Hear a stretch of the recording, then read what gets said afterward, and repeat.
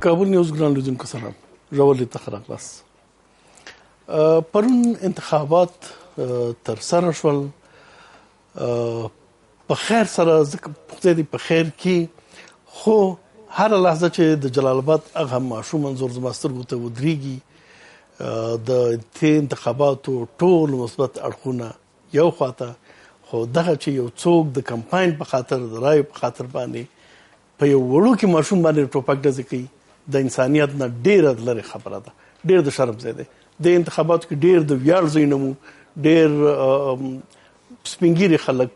ښځې، نر، په ډېرو مشکلاتو د خلکو ګوتې غوڅې شللې، خلک راغلل انتخاباتو کې رایه ورکړه. دا د افغانستان د خلکو لپاره د ویاړ ځای و. ټولو مشکلاتو سره سره خلک راووتل، امنیتي تهدیدونو سره راووتل، خو دغسې پیښې د شرم ځای دی. په وړو ماشومانو باندې زموږ په انتخاباتو کې ډزې وشلې. د ده په خوا کې یو سلسله نور شکایتونه هم شته دی په انتخاباتو کې، د تقلب، د درغلیو، د حکومتي چارواکو او د امنیتي چارواکو د خوا نه اعمال د نفوذ او په یو ترتیب په انتخاباتو باندې اغېزه شونه. نن غواړو په دغې باندې بحث وکړو. موږ وغوښتل چې د دواړو ټیمونو نه، هم د ډاکټر صاحب عبدالله د ټیم نه او هم د ډاکټر صاحب اشرف غني احمدزي د ټیم نه دلته څوک ځان سره ولرو. پویان صاحب دلته تشریف لري، ډاکټر صاحب اشرف غني د ټیم په استازیتوب، د ډاکټر صاحب عبدالله په استازیتوب وعده وشلله او ویل چې شاید شلګری صاحب در ولیږو یا بل څوک، خو نه بل څوک معلوم شو نه شلګری صاحب معلوم شو. ډېر موږ انتظار وکړو، بالاخره وخت بیخي ناوخته کېده، نو موږ په خپل بحث شروع وکړله. کاشکې هغه وی دلته نو که دغه بحث یو طرفه کېږي دا د دوی ګناه ده، وعده کوي خو راځي نه. زموږ نور ملګري دي، ښاغلی حکمت الله صافی په انتخاباتو باندې د سار د سازمان ویان، او ښاغلی فیض محمد ځلاند د کابل پوهنتون استاد. ستړي مه شئ، په خیر راغلی. ویان صاحب، اول خو عمومي ارزونه که وکړو د تېر ځل انتخاباتو، دا ځل دغه پوښتنه چې کوم بیا مې دغه مخې ته ودرېږي چې اوس یو خوا شته بله خوا نشته دی چې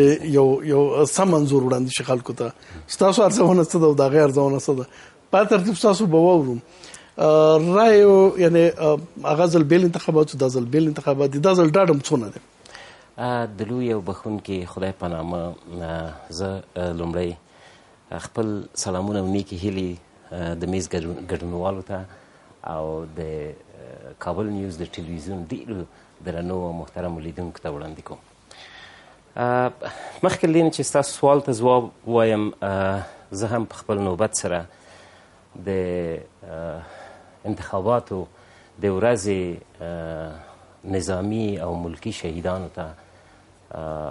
دعا کوم او دوی ته د خدای جنتونه نصیب کړي او د دوی کورنۍ ته د خدای صبر ورکړي، او هغه زخمیانو ته د خدای تعالی د دربار نصیحت غواړم چې په دغه حادثه کې د پرونۍ مختلفو حوادثو کې زخمیان شو، او مخصوصا هغه نازولي نازنین ماشوم ته چې د ډیرو کرکجنو او لکه د تیږو په شانتې زړونه چې لري، لا تر اوسه هم د دوی زړونه نه دي مات شوي، یوازې د خلکو په وینو باندې غواړي قدرت ته ورسیږي. د هغه ماشوم کورنۍ ته د خدای نه د صبر غواړم او هغه نازولي ماشوم ته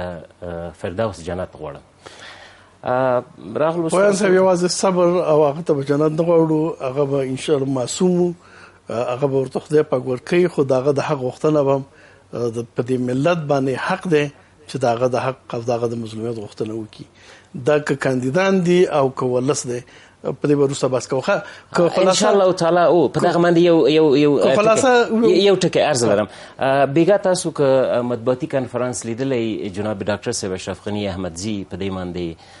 مخصوصا په دې ماشوم باندې راغی او هغه ویل چې ماشوم څوک د ګل ګزارم نه کوي مګر دې کرکجنو هغه وواژه، شهید یې که. ډاکټر صاحب ډېرې کلکې خبرې وکړې او انشاءالله تعالی ډاکټر صاحب د دې پوښتنه کوي،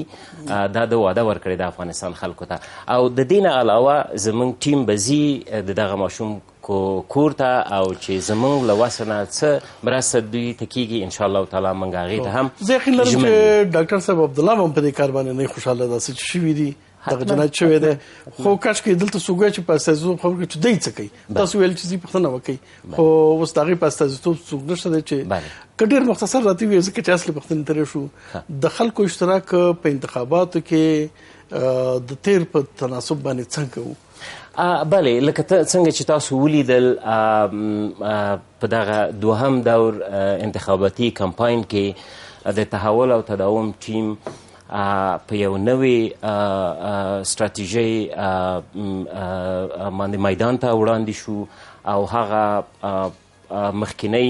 کم نواقص او نیمګړتیاوې چې زموږ په کارونو کې وو هغه ته هم په جدي توګه پاملرنه وکړله او په یو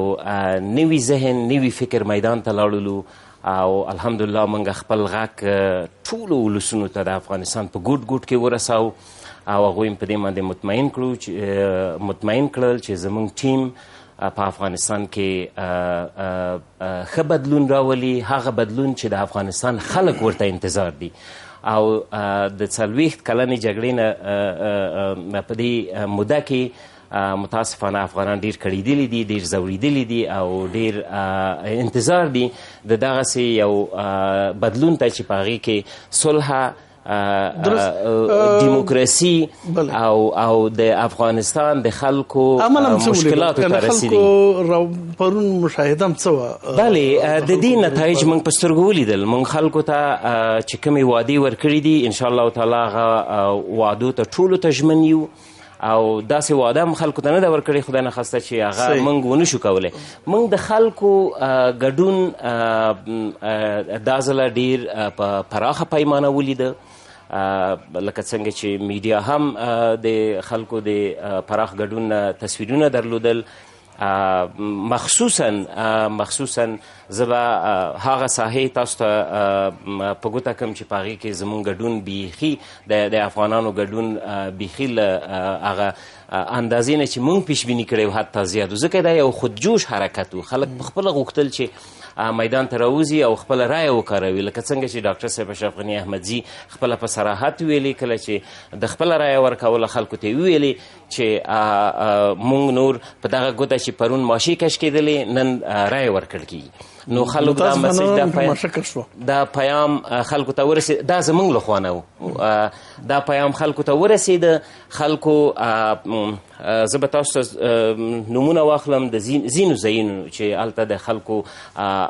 ګډون ډیر پراخ و له اندازې نه زیات کونړ جلال آباد خوست پکتیکا قندهار هلمند قندوز تخار دغسې په جوزجان سرپل فاریاب دغه سیمو کې نسبت نورو سیمو ته که څه هم په کابل کې نسبتا د مخکینی انتخاباتو نه ګډون لږ څه کم و اما په ځینو برخو کې چې ما نومونه یې مخکې واخیسته په دې کې په پراخه پیمانه و مننه صفي صاحب ستاسو ساعت څه و په هغه تفاوت د تیر انتخاباتو وس او ارزیابي مختصر کوي ډیره مننه استاد تاسو ته او ډاکټر صاحب ته او پویان صاحب ته او د کابل نیوز ټول اوریدونکو ته سلامونه او نیکې هیلې وړاندې کوم خوشاله یو چې د غبرګولي 43مه ورځ د افغانانو لپاره د خوښۍ او د ولسواکۍ په لور باندې یو ډیر مثبت او مهم ګام و که دغه ورځ د یو ملي جشن په توګه یاده شي نو زما په نظر بده ونه بیا هم په دغه انتخاباتو کې د خلکو د ګډون کچه د ستاینې وړ ده که څه هم پخوا داسې انګېرل کېده چې ګویا کې په دویم پړاو کې به د خلکو حضور کمی او د هغې لامل دا و چې په دغه انتخاباتو کې د ولایتي شورا کاندیدان نه و او د دې ترڅنګ اټکل کېده چې شاید وسلوال مخالفین به زیاتې حملې وکړي ځکه چې په تېرو ټاکنو کې ونه شو کړی چې بریدونه وکړي خو بهرحال د ټاکنیز بهیر په شروع کې هم زمونږ ارزونه دا وه چې د خلکو د ګډون کچه کمه وه خو بیا په وروستیو کې ولیدل چې د خلکو د ګډون کچه ډېره وه پوهیال صاحب تقریبا ټول پښتون میشتې سیمې یادې کړلې چې دلته د خلکو د ګډون کچه زیاته وه ستاسو دغه څه دي یعنې موندنې څه دي همداسې ده که نه زه به ویم که بلخ کې وګورو یا هلته که لومړني ارقام سړی مقایسه کړي نو دا جوتېږي چې د خلکو د ګډون کچه له پخوا نه تر په دویم پړاو کې زیاته وه په هرات کې که وګورو په همدې ترتیب په نورو هغه سیمو کې چې هلته پښتانه نشته تخار کې که وګورو څنګه چې پویا صاحب یادونه وکړه په دغه بغلان کې که وګورو یعنې مجموعاً ټول افغانستان کې ټول افغانستان کې د خلکو د ګډون کچه لوړه وه. د ټاکنو خپلواک کمیسیون په رسمي ډول اعلان کړه چې د سبا د 7 میلیونه ولې زیاتوالی لامل څه د زیاتوالي لامل دا و چې یو خو د دواړو کاندیدانو وشو کړه چې خلک د دغه پروسې پر اهمیت او په خپلو کړنلارو پوه کړي. ډېر ځای زیار یې وویسته، په دې کې د ټولنیزو رسنیو رول ډېر مهم و، د مطبوعاتو رول پکې ډېر مهم و، او په خپله کاندیدانو ډېره خواري وکړه، د هغوی ټیمونو ډېره خواري وکړه چې خلک پوه کړي. دویم دا ده چې افغانان هم په دې پوه شوي چې دا د سیاسي د زعامت مسله ده او ډېره مهمه وه. نو د دې وجې نه د خلکو د ګډون کچه لوړه وه. د دې ترڅنګ په د ټاکنو په پروسه کې به څه نیمګړتیاوې هم وي چې دا طبیعي د معمول دغه پروسې سره مل هغې باندې وروسته بحث کوو داسې قصې چې وشولې. اوس فقط مال چې عمومي انځور خلکو ته وړاندې کړو. ځلاند صاحب، ستاسو ارزونه د تېر انتخاباتو دې انتخاباتو کې د خلکو ګډون ویل کېږي چې خصوصا په ولایتو کې زیاته وه، لامل یې څه ګڼئ؟ بسم الله الرحمن الرحیم. تاسو قدرمنو مېلمنو، قدرمنو لیدونکو اوریدونکو ته السلام علیکم ورحمت الله وبرکاتو. د افغانستان د معاصر تاریخ تر ټولو مهمه پیښه هغه د ټاکنو له لارې نه یا د یوې سوله ییزې تګلارې پروسې له لارې نه د اقتدار انتقال ده. په دې ارزښت باندې افغانان اوس پوه شوي دي. افغانان د ما په خیال په 21مه پیړۍ کې یوازینی ټبر ده، یوازینی ملت ده، یوازینی قوم ده چې هغه د 20مې پیړۍ جګړه یې غځولې ده، 21مه پیړۍ کې لرلې ده او د هغه قرباني ګرځېدلې دي. د 20مې پیړۍ ټولې جګړې پای ته ورسېدې. د 21مه پیړۍ کې نوي تحولات په نړۍ کې را پیدا شو، مګر افغانانو ونه شوی کولی د 20مې پیړۍ جګړې ته خاتمه یا د پای ټکی کېږدي. هغې ځان سره راوړي. 19مې پیړۍ جګړې هم روانې کړي دي، د هغې ادامه ده. بالکل لا د 19مې پیړۍ جګړې موږ ځان سره لرو. نو دا یوازینۍ لاره بالاخره د افغانانو په زړونو کې، په دماغو کې، د هغوی په هغه منطق کې یوازینۍ لاره د دې بحران څخه د وتو، د نړیوالې دسیسې څخه د وتو هغه هم دا ده چې دوی وکولی شي دغه نوې تګلاره کوم چې نړۍ ډېره پخوا خپله کړې ده، مګر افغانانو ته نوې ده چې د ولسواکۍ له لارې نه، د ولس د حق له لارې نه، د ولس د رایې له لارې نه د واک انتقال ته زمینه برابره کړي. دویم داسې په سیمه کې چې کوم سیاستونه موجود دي، سیمه‌ییز سیاستونه هم نور د جګړې څخه ستړي کېدونکي دي. د جګړې دغه اوږده غځېدل د افغانانو دوی ونه شوی کولی خپلې ګټې پکې وساتي. پاکستان د 15 لسیزو جګړیز پروګرام په پایله کې ونه شوی کولی افغانستان 15مه صوبه کړي. ایران د 15 لسیزو په اوږدو کې ونه شوی کولی پان ایرانیزم او پان شیعیزم په افغانانو باندې وتپي. یو حده پورې به بریالي وو. پخواني شوروي ونه شوی کولی چې د خپلې اوږدې جګړې له لارې نه وکولی شي په افغانانو باندې کمیونیزم وتپي. یعنې افغانانو هغه سرښندنې چې د قربانۍ چې د ازادۍ او د خپلواکۍ په برخه کې ورکړلې، د هغو پایله هم دا شوله چې بالاخره افغانان د خپل حق، د خپلې ارادې خاوندان سي، مالکان سي. دریم داسې د دویم پړاو ټاکنې د دې لپاره بستر جوړ شوی په اول پړاو کې. په اول پړاو کې نه یوازې دا سیالیم ډېره مشخصه شوې، دوه کاندیدانو ته راغلي وه. دا هم یو علت کېدی شو چې ګورئ په لومړي پړاو کې خلکو چې دا غواړم او دا هم و چې هغه نه غواړم ځکه ته رای ورکوم. په لومړي پړاو کې ګڼو نمایندانو پراخ خپل د سیاسي نوښتونو په برخه کې پراخ عامه پوهاوی رامنځته کړ. خلک په مختلفو کچو باندې یو نه یو ډول باندې ورسېدل چې یعنې سیاسي تحول څه معنی، سیاسي بدلون څه معنی. کله چې دوه نمایندان شو، خلکو ته د دې ټاکل چې د چا ته رای ورکړي ډېر اسانه شو. یو دویم داسې بالاخره د دواړو نمایندانو ترمنځ دغه ټاکنیزه مبارزه داسې یو حد ته ورسېدله په دې وروستیو کې چې نور فیصله دوی نه شوی کولی. ملت اوس یې د دې ترمنځ یې منځګړی باید کردار لوبولی وای، جرګه یې ورکړې وای. نو هغه د جرګې کم دود چې په پښتون میشتو سیمو کې د خلک یې په ارزښت باندې پوهېږي، هغې راووتل، دغه فیصله یې ور وکړه. هغې راووتل، خپل ګډون یې پراخ ګډون د خلکو فیصله ده، د خلکو فیصله ده، د هغې غوښتنه ده. اوس کاشکې ډاکټر صاحب عبدالله ټیم څوک هم وی دلته شکایتونه پرون د ټولو مثبتو ټکو په خوا کې شکایتونه ډېر زیات وو. د هغه ماشوم معصوم وژنه هغه یو اړخ، خو د زورواکو او د نور خلکو اعمال نفوذ. عمده شکایتونه چې ستاسو ټیم لري څه دي؟ پرون ورځ هغه عمده شکایتونه چې دي ستاسو څه دي؟ بلې هغه مخکې چې ما ځینې ولایتونه یاد کړل، دا مې د بیلګې په توګه یاد کړل. په مجموع کې په افغانستان کې د ګډون کچه لوړه وه. د شکایتونو په هکله زه تاسو ته یې عرض وکړم موږ د انتخاباتي کمپاین په دوران کې په ډیر صراحت او بار بار د افغانستان خلکو ته اعلان وکړو او میډیا چې کله موږ د دې سوال سره مخامخ کېدلو چې ستاسو تشویش څه د انتخاباتو نه موږ ویلو چې د زورواکانو دی محلي زورواکان متاسفانه د افغانستان په ګوټ کې دوی په واک کې دي دوی اسلحه لري دوی اقتصادي امکانات لري دوی لا هم د خلکو د زورون نه لاس نخلي موږ دا مخکې ویلو خلکو ته او باور کوئ چې کله چې انتخاباتو ورځ راغله زمونږ هغه کمې پیشبینۍ چې وي هغه صحیح راووتلې نو شکایتونه خو بیخي له حد نه زیات دي موږ تقریبا 530 شکایتونه د دواړه کمیسیونونو ته سپارلي دي په ولایاتو کې او 150 شکایتونه مو په مرکز کې ثبت کړي دي چې دام درجه بندي کړي ده اوس په دې ټولو خو بحث نشو کولی او بلې دا خبره ده یو درې عمده کټګورۍ باندې مثلا یو د دغه زورواکانو کار چې دغه طفل وژنه پکې شلله بل د حکومتي مسؤلینو مثلا یو قومندان د امنیه پاسیږي د انتخاباتو د کمیسیون د یو مسؤل مخه نیسي چې انتخاباتي مواد یو سایت ته ورسیږي دا یو بل شکایت او بعضونه کې مصنوعي بې امنیتي راولي دا د یو مسلې باندې تاسو سره شون خبرې وکړې اوس به نور دوستان په جلال آباد کې چې کومه پیښه وشوله یو اړخ خو انتخابات پورې اړه لري چې د زور نه په انتخابات کې کار اخیستل کیږي لیکن بل اړخ خو جنایي اړخ دی یوازې اوس د انتخاباتو د کمیسیون او د دې خبره ده او کنه قضایي او عدلي ارګانونه د هم باید یو ماشوم وژل شوی دی او ماشومان ډزې شوي دي یو شی چې زموږ د راپورونو پر اساس موږ ته رسېدلی هغه دا دی چې د کاندیدانو د ناظرینو لخوا د نظارت اخلاق او یا کم پروسیجر او طرز العمل چې دی هغه په سمه توګه نه دی عملي شوی بلکې دغه متاسفانه بلکې دغه کارت نه ناوړه استفاده پورته شوې ده او د دې نورې بېلګې هم په نورو ولایتونو کې لیدل شوي دي چې محل ته ننوتي دي مثلا هلته بې نظمي کړې ده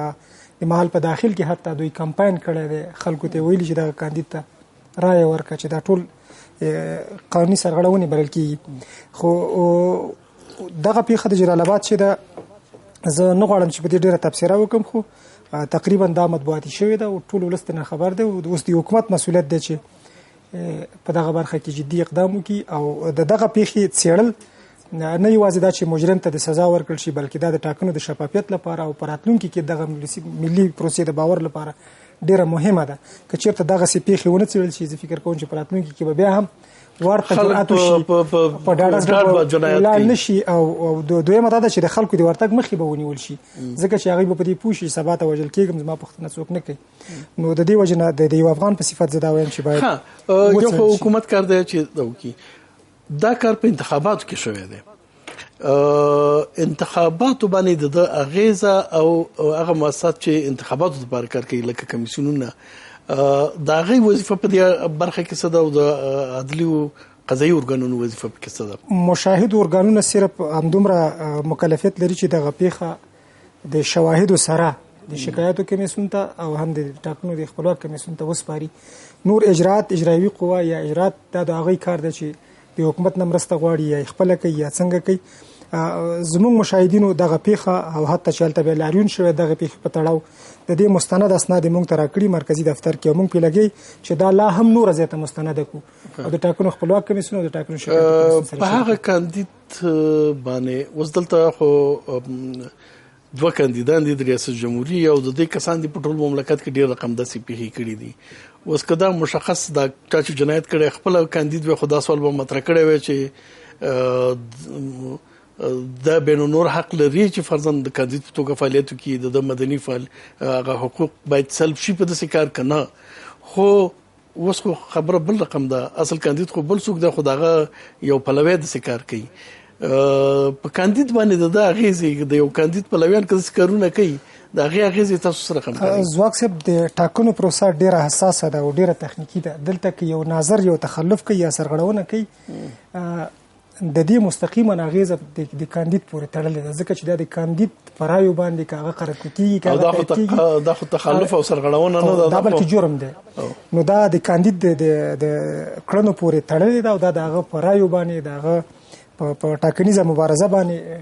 ډېر منفي اغېز کولی شي او شاید په دې برخه کې ځلان صاحب زما نه زیات توضیحات ورکړي ځکه چې موږ خپل یو محدود چوکاټ لرو نشو کولی چې زیاته تفصیل درسته ده ځلان صاحب څو سوالونه دلته مطرح کېږي یو خو رښتیا هم د دغه پیښې تاثیر په کاندید باندې د کوم کاندید په نفع چې د سړي دا کار کوو سره پیښه رامنځته شوې تاسو په جریان کې استئ رسنیو کې بیخي واضح ده خو د چا په نفع یعنی دغه کس چې د چا پلوی دی ډاکټر صاحب عبدالله په د باره کې تر اوسه پورې تاسو نه پوهېږم څه اورېدلي که نه ما خو څه نه دي اورېدلي چې دې پیښې په اړه خاص څه ویلي وي چې بدې کړي دي څه وایي دا څنګه یو ډېره مشهوره مقوله یې بولي یا یو فارمول یو چوکاټ موجود دی وایي خدای په قدرتونو پیژندل کیږي انسانان هم د هغوی په اعمالو باندې د هغوی په اخلاقو باندې د هغوی په روش باندې او د هغوی په ملاتړو باندې بیا نمایندان پیژندل کیږي موږ چې کله د ټاکنو دویم پړاو ارزښتمن بولو هغه په دې معنا چې د دوو تنو څخه یو د موږ ولسمشر کیږي د یو داسې ولس چې هغه مظلوم ده د یو داسې ولس چې هغه ویشتل سوی ده وژل سوی ده په هغه باندې نړیواله دسیسه د جګړې د ترهګرۍ هغه په باندې په یو نه یو ډول باندې مسلطه شوې ده د دې څخه د خلاصون لپاره موږ باید د دوو څخه یو ولسمشر ولرو اوس د هغې د ملاتړو څخه معلومیږي ملت هم په همدې باندې په همدې قدرتونو باندې په همدې ملاتړو باندې فیصله کوي چې د دوی د ملاتړو څخه کم یو داسې کس ده چې دغه مظلوم ملت د هغه ظالم په وړاندې چې نړیواله ظلم ده نړیواله ترهګري ده د هغه په وړاندې د ده څخه دفاع وکړی شي دی راپورته کړي له ځان سره او دته هغه برم هغه عشمت هغه عزت ورکړي کوم چې خدای ورته ورکړی ده کوم چې ده په تاریخي لحاظ باندې په دې سیمه کې درلوده کله چې موږ د نمایندانو دغسې یو د ملاتړو یا د دوی خپله دغسې یو اخلاقي کمزوري تر سترګو کوو دا په دې معنا ده چې د ده هغه وړتیا هغه معیارونه چې د مظلوم ملت د مشرتوب دي هغه نشي پوره کولی دویم داسې کله د یو چا ملاتړی دغسې یو کار کوي او په وړاندې هم دومره پس عکس العمل ښودل کېږي لکه ډاکټر صاحب عبدالله چې تر اوسه پورې کوم زیږه عکس العمل نه ده ښودلی چې واقعا دغه پیښه شوې ده د ما د ملاتړ لخوا نه زه له ملت څخه زه له دې هېواد څخه یو کار شوی ده یا زه خپله ځکه دا اخلاقي جرأت باید په ده کې وایي چې زه خپله د دې زه مسرانوالي کې د ده په خلاف باندې چې د ما ملاتړ د ده په خلاف باندې زه دوسیه پرانیسم او پوښتنه یې کوم او د دې کورنۍ تر څنګ درېږم که دا کار دوی نه کوي دا په دې معنا ده چې ته په لوی لاس باندې د یو ظالم لاسنیوی کوي د ظالم لاسنیوی له دې څخه ډېر زیات ده چې ته په ظلم کې خپله شریک واوسېږي یو دویم داسې دا یوازینۍ پیښه نه ده د ننګرهار اصلا موږ نه ګڼ ولایت لرې پاتې شوي دي د رسنیو څخه ځکه موږ راپور کوو نه په فاریاب کې عیني مسله شوې ده په فاریاب کې د یوې کورنۍ درې غړي هغې په نښه شوي دي قطار باندې ډزې شوي دي د همدې نوماند د ملاتړ لخوا نه په کندوز کې د دوی د یو محلي قومندان لخوا نه سندکان مات شوي دي ناظرین ټکول شوي دي دروازې بندې کړی شوي دي خلک نه دي پرېښودل شوي په مصنوعي توګه باندې په امام صاحب چاربولک په دغو ولسوالیو کې مصنوعي جګړه راپېښه شوې ده پښتون میشتې سیمې پښتانه هغوی نه دي پرېښودل شوي چې په ټاکنو کې برخه واخلي په بلخ کې په لوی لاس باندې مراکز بند شوي دي هلته هوایي ډزې شوي دي په خلکو په قطارونو باندې ډزې شوي دي په بغلان کې په کاپیسا کې یو میرمن وژل شوې ده یو سپین ږیری مشر هغه شهید شوی ده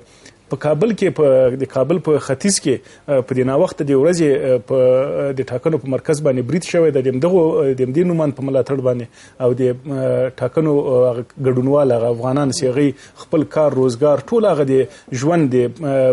هوساینې بساینې ټول هغه کارونه یې پرېښي دي او تللي دي د خپل حق د خود ارادیت یا د هغه خپلواکۍ د خودمختارۍ د نظر د خندلو لپاره هغوی نه دي پرېښودل شوي چې هغوی په دې پروسه کې برخه واخلي دا ټول هغه ظلمونه دي چې موږ تاسې مخکې ورته د 19مې پیړۍ د جګړې پاتې شونې ویلې او ما ورته د 20مې پیړۍ د جګړې پاتې شونې ویلې چې دغه مغه د 19مې پیړۍ وحشت او دهشت او دارنګه د 20مې پیړۍ وحشت او دهشت او چورو تالان او په دې وطن باندې د یو ډول باندې د ظلم د تحمیل هغه کومه پروسس یوه د یرغمال کولو د ملت یرغمال کولو هغه پروسه بالاخره په همداسې یو ولسواکه متمدنه پروسه کې هم داخله شوې ده چې غواړي دغه زورواکان په خپله ګټه باندې د ملت څخه واک واخلي هغه د ولسواکۍ ارزښت تر سوال لاندې راولي ولسواکۍ د زورواکۍ بدیل وګرځي یعنی شکل فوم خو به د ولسواکۍ لیکن که په هغه کې هم د ټوپک په زور خلک مجبوریږي چې رایې واچوي نو بیا خو ولسواکي د منځه ځي ډېره زیاته مننه یو لنډه دمه لرو دمې نه وروسته بحث ته ادامه ورکوو خو بیا هم وایم چې موږ د یو خوا شکایتونه او خبرې خو واورېدلې متاسفانه ډاکټر صاحب عبدالله څوک نه و چې د هغه نظر او هغه چې شکایتونه لري هغه مطرح کړی وی د یوې دمې نه وروسته به بحث ته ادامه ورکوو